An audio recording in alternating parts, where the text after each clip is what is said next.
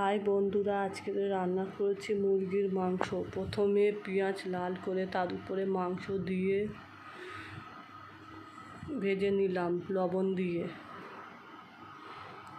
তারপরে একে একে আদা বাটা, আদা রসুনের পেস্ট,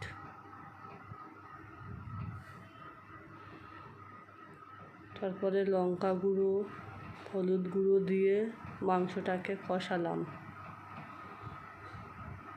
এটা ভালো করে কষাতে একে একে সব মশলা দিয়ে দিলাম। লঙ্কা গুঁড়ো,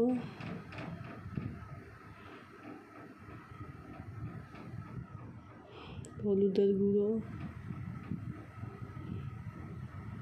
দিয়ে তারপরে কষিয়ে নিলাম।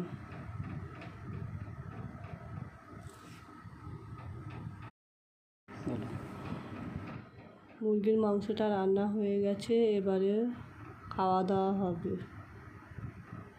মেনুতে চিকেন কষা, আলু দিয়ে আর ভাত।